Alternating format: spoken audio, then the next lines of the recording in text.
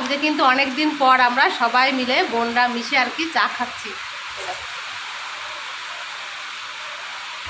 কে জানাই শুভ সকাল। তো সকাল সকাল আমি তোমাদের সামনে ছোট্ট একটা ভিডিও নিয়ে চলে আসলাম।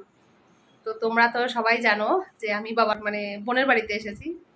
তো বোনের বাড়িতে এসে কিন্তু আজকে অনেক সকালে ঘুম থেকে উঠে গেছি, কারণ বেড়াতে আসলে তো ঘুম থেকে তাড়াতাড়ি উঠতেই হবে, যেহেতু আমার মাসির মেয়েরা আছে, বোন আছে, ভাইয়ের বউ আছে, সবাই আছে।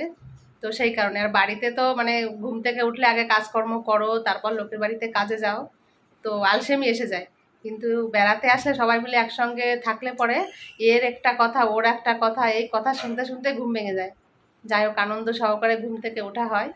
তো ঘুম থেকে উঠে এই যে মাসির মেয়ে বসে আছে, আমাদের পুচকুকে কোলে নিয়েছে। আর এদিকে আমার বোন দেখো কি করছে, তোমাদের একটু দেখাই। ওই যে আমার ছেলে বসে আছে।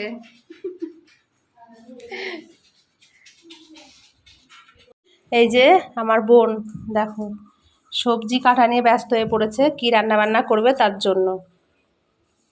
আর এখানে এই যে চা বসানো হয়েছে, আমরা এখন সবাই একসঙ্গে বসে চা খাবো। তো এই যে বোনের এটা হচ্ছে বোনের গ্যাসের রান্নাঘর, এখানে গ্যাসে রান্নাবান্না করে আর কি। আর সাইডে আছে এই যে কাঠের রান্নাঘর, এইখানে এবার কাঠের জালে রান্না করে। ওই যে হাঁড়ি কড়াই বসিয়ে রেখেছে, এখন রান্নাবান্না হবে এখানে। তো দেখি কি রান্নাবান্না করে বোন। এসো না, কি রান্নাবান্না করবি? ইলিশ মাছ দিয়ে ফুলকপি, হ্যাঁ, আর লোটে মাছ। লোটে মাছ আর ইলিশ মাছ দিয়ে ফুলকপি রান্না করবি? বাহ, ইলিশ মাছ তাহলে খাবো। আরে বাবা, সেই সেই, ঠিক আছে রান্না কর। এই যে সবজি কাটছে এখন, ওই যে ফুলকপি নিয়ে আসছে, ও নাকি ইলিশ মাছ দিয়ে ফুলকপি দিয়ে রান্না করবে। তো দেখি, এই যে ইলিশ মাছ তো আরও ছিল, খেয়ে নিয়েছে, আর বাদ বাকিটুকু যে আছে ওগুলো দিয়ে রান্না বান্না হবে। আর এখানে লোটে মাছ রেখেছে, লোটে মাছ রান্না করা হবে। তো আমরা এখন চা খাই সবাই মিলে একসঙ্গে। আজকে অনেক দিন পর কিন্তু সবাই মিলে একসঙ্গে চা খাবো, কারণ একা একা বাড়িতে চা খাই, আজকে সবাই মিলে একসঙ্গে চা খাবো। তোমরা লিকার চা করলি? ঠিক আছে, লিকার চাই, ঠিক আছে, হ্যাঁ লিকার চা খাওয়ারও ভালো। চলো আমরা এখন চা খাই, তোমরা কে কে চা খাবে চলে এসো আমার বোনের বাড়িতে, সবাই মিলে একসঙ্গে চা খাবো। সুন্দর দেখা কি দে, আমার বোন বলছে একটু দেখা সবাইকে কপিটা কত সুন্দর, ফুলকপিটা, তাই দেখাতে বলছে। এই দেখো, গ্রামের জিনিস তো, টাটকা জিনিস হয়, কি বলবো তোমাদের, সুন্দর একটা ফুলকপি, একদম টাইট আছে ফুলকপিটা, পোকা নেই, ভালো ফুলকপিটা একদম। গ্রামের জিনিস সত্যি খুব সুন্দর হয়, সদ্য গাছ থেকে একদম নিয়ে আসা হয় তুলে। সবাই মিলে দেখো বসে পড়লাম গরম গরম চা খেতে, চায়ের সঙ্গে বিস্কুট। তো চলো, আজকে কিন্তু অনেক দিন পর আমরা সবাই মিলে বোনরা মিশে আর কি চা খাচ্ছি।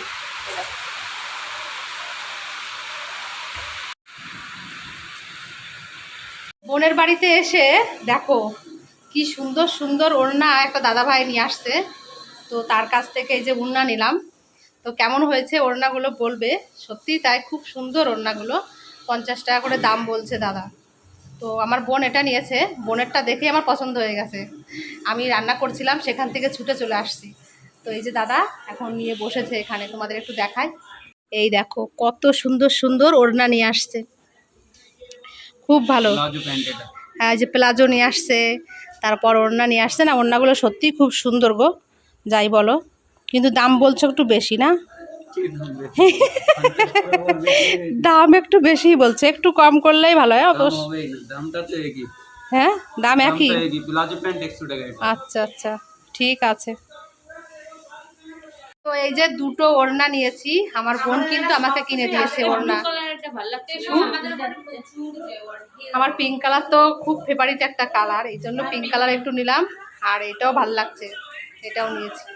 আমার বোন রান্না বান্না করলো, তো এখানে ভাত করেছে, এখানে যে লোটে মাছ রান্না করেছে, আর এখানে যে তোমার ফুলকপি দিয়ে মাছ দিয়ে ঝোল রান্না করেছে। তো এখন বসেছি খেতে আর কি। তো সবাই মিলে এখন এই যে বসে পড়লাম খেতে, খাওয়া দাওয়া করে তারপর গুছিয়ে নেবো, বাড়িতে যেতে হবে আজকে, তো ওই জন্য সকাল সকাল বসে পড়লাম খেতে আর কি। ছেলের বিকালে পড়া আছে, টিউশনি। আজকে স্কুলটা তো বন্ধ হয়ে গেল, টিউশনিটা ধরতে হবে আর কি। তো সেই জন্য তাড়াতাড়ি খাওয়া দাওয়া করে বেরিয়ে পড়বো। সকালবেলায় খাওয়া দাওয়া করে এখন এই যে মানে স্নান করে রেডি হয়েছি, তোমার বাড়িতে চলে যাবো। তোমাদের তো বললাম একটু সকাল সকাল বাড়িতে যেতে হবে, কারণ ছেলের বিকালে পড়া আছে, পড়াটা ধরতে হবে যে, তো ওই জন্য আর কি রেডি হয়েছি। তো একদিনের জন্য এসেছিলাম, কালকে রাত্রি কোনো রকমে ছিলাম, আজকে সকালে নিজের বাড়িতে আবার চলে যাচ্ছি। তো ছেলের এখনো গোছানো হয়নি, ও একটু গোছালেই বেরিয়ে পড়বো। এই যে সবাই একসঙ্গে রেডি হলাম। তো বোনরা এসেছে আজকে, অনেক দিন হয়েছে, মানে 4-5 দিন হয়েছে এসেছে বোনরা। তো বোনরাও বাড়িতে চলে যাচ্ছে আজকে। ভাইয়ের বউ এসেছিল আমাদের সাথী, ও চলে যাচ্ছে বাড়িতে, ওর ডাক্তার দেখানো আছে। আর আমি আর ছেলে তো যাচ্ছি বাড়িতে। তো আমার বোনের বাড়ি আজকে পুরো ফাঁকা হয়ে গেছে, ওর মনটা খুব খারাপ হয়ে গেছে, আমাকে তো যেতেই দেবে না, কিন্তু ছেলের পরীক্ষা যেহেতু আমাকে যেতে হচ্ছে এই কারণে বাড়িতে। তো ও বলছে দেখো, বলছে আমার দিদির সঙ্গে তো কোনো কথাই নেই, মানে আমি থাকিনি কেন, এক রাত থাকলাম ওই জন্য আর কি। ওর কাছে এসে 2-3 দিন 5-6 দিন থাকতে হবে, তাহলে ওর মন ভরে যাবে আর কি। তো যাই, এখন সবাই মিলে একসঙ্গে দেখো বাইরে বেরিয়েছি। এই যে বেশ হাওয়া ছেড়েছে, আবার মেঘলা মেঘলা ওয়েদারও আছে। ভাবছি যে বৃষ্টি না হয়, সেটাই চিন্তা করছি, কারণ নতুন শাড়ি পরেছি না, বৃষ্টি পড়লে সব শেষ। কি সুন্দর হাওয়া ছেড়েছে, মানে মানে ঝড়ের মতন হাওয়া হচ্ছে, দারুণ হাওয়া এখানে। কারণ ওখানে তো বাংলাদেশের বর্ডার, ওই সাইডেই পুরো বাংলাদেশের তারকাটা বর্ডার আছে, ওই যে পাট গাছ দেওয়া আছে ওই সাইডের, ওই পাট গাছটার পরেই। তো ওখান থেকেই মানে পুরো ফাঁকা জায়গা, তো সেজন্য হাওয়াটা বেশি আসছে। খুব সুন্দর, খুব সুন্দর।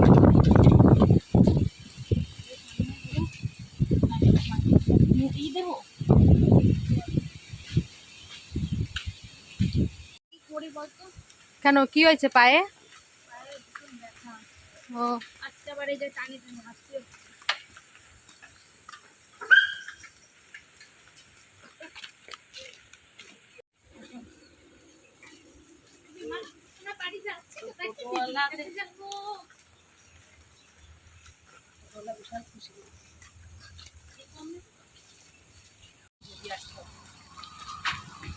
এগুলো তো দিয়ে আসলে তোমার অনেক টাকা যেতে হয়, এটা দিয়ে আসলে।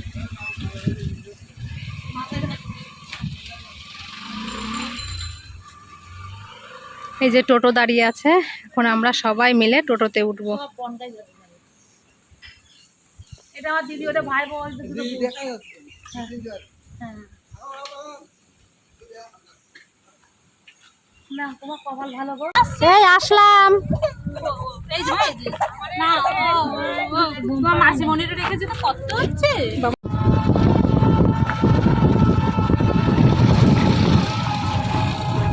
পড়ছে কি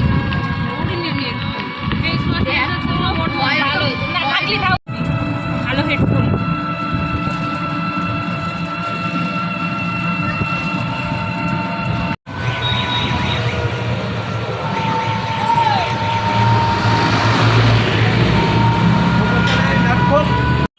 এই যে মায়ের সঙ্গে দেখা করলাম, আমরা সবাই মানে বনগাঁ হসপিটালে এসেছিলাম, মানে সাথীকে ডাক্তার দেখানোর জন্য। তো মা আগে আগে এসেছে, মা আগে আগে এসে বসেছিল। তারপর এই মায়ের সঙ্গে যে দেখা করতে যাক আমি এখানে এসেছি, মায়ের সঙ্গে একটু দেখা হলো, এখন আমরা বাড়িতে চলে যাব। মা লাইন দিয়ে রেখেছিল সাথীকে ডাক্তার দেখাবে, তো এখন এই যে লাইন দিতে দেয়নি। ও যাক, একটু শান্তি পেলাম, দেখে নিলাম মাকে। এখন যাব সোজা বিরাটিতে। হ্যাঁ, না না যাব না কোথাও, না অর্ণবের বিকালে পড়া আছে, পরীক্ষা 3 তারিখ।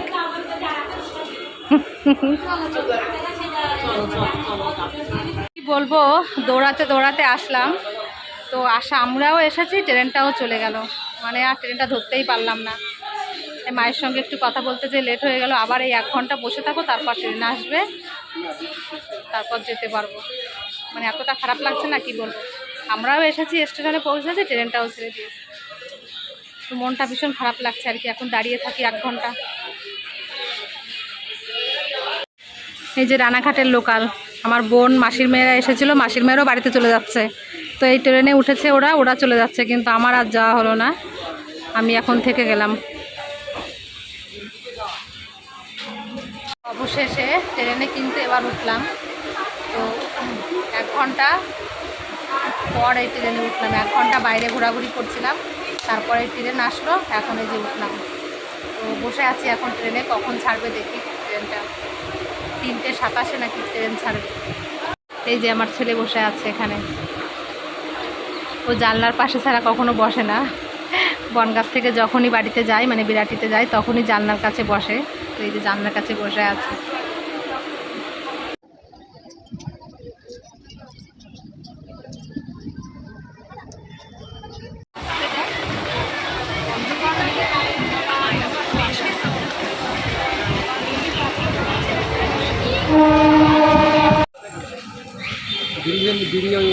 এই যে আমরা এখন বিরাটি নেমে পড়লাম। দেখি আমার ছেলেকে যদি কিছু খায় তাহলে কিনে দেবো, ওর খিদে পেয়ে গেছে এখন। দুপুরবেলা ভাত খায়নি না, ওর খিদে পেয়ে গেছে। বলছে মা আমার খিদে পেয়েছে।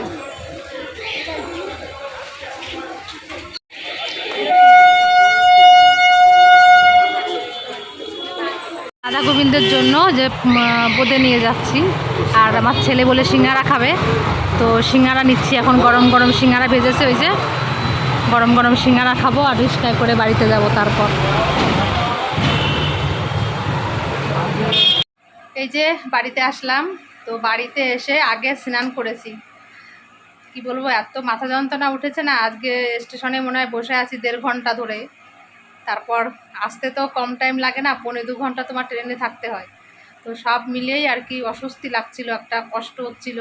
বোনের বাড়ির থেকে তো স্নান করে এসেছি, তো বাড়িতে এসে আবার স্নান করলাম, মানে এত মাথা যন্ত্রণা করছে, নবরত্ন তেল নিয়ে মাথায়, তারপরে স্নান করলাম। যাই হোক, আর এই হচ্ছে খাবার। এটা হচ্ছে আমার শাশুড়ি মায়ের খুব প্রিয় একটি খাবার। তো যখনই আমি আসি না কেন, এই কাঠি ভাজা নিয়ে আসতেই হয়। তো ট্রেনে মানে উঠেছিল কাঠি ভাজা, তো তার জন্য আর কি নিয়ে আসলাম। আর বাদাম নিয়ে আসছি, বাদাম দিয়েছি খেতে, আর কাঠি ভাজাটা এখন দিয়ে দেবো খেতে। এটা হচ্ছে মায়ের খুব প্রিয় একটি জিনিস, যেখানে যাই না কেন এটা নিয়ে আসতেই হয় আমার। তো ওই দেখো যে বাইরে বসে আছে, বাদাম খাচ্ছে বসে বসে। আরে নাও, এই যে কাঠি ভাজা।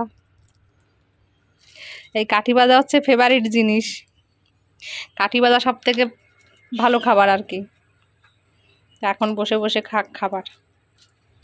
আর আজকে স্টেশন থেকে 2টো জিনিস কিনেছি, তো তোমাদের সঙ্গে একটু শেয়ার করি যে কি জিনিস কিনেছি।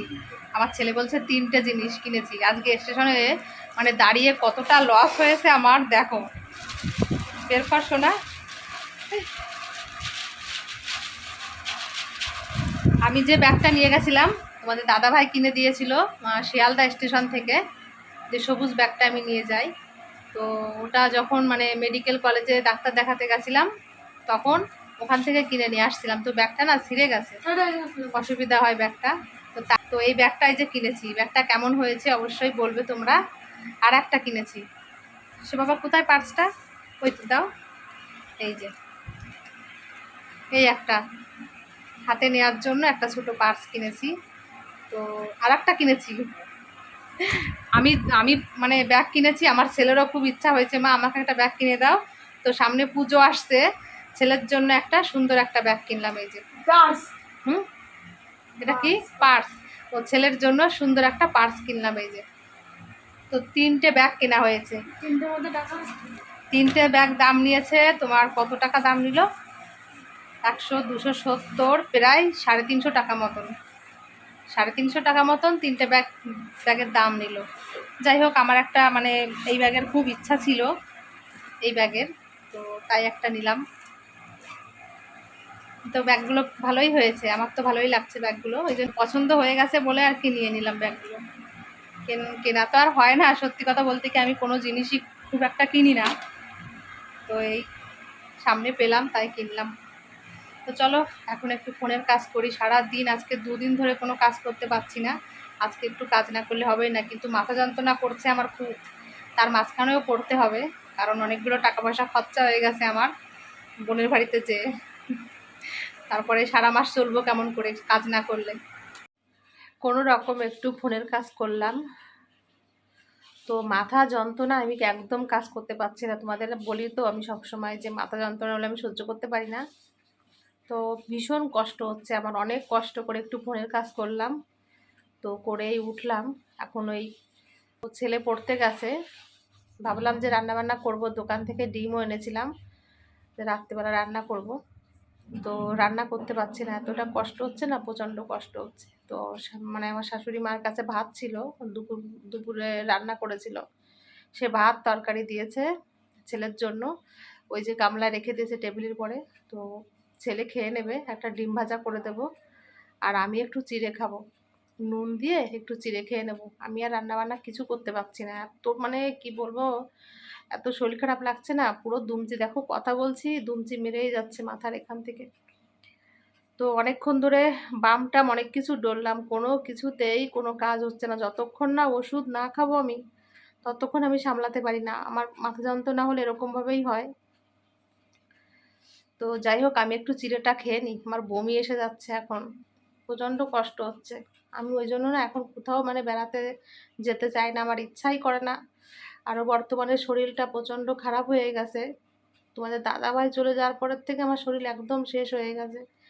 বলছি না, আমি এখন কোনো কষ্টের কাজ, কোনো দৌড়ঝাঁপ কিছু করতে পারি না।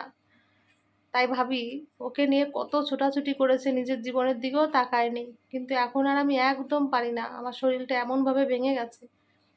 যাই হোক, আমি আর কথা বলতে পারছি না, আমার ভিডিওটি আমি এখন এখানেই শেষ করছি। তোমরা সবাই খুব ভালো থেকো।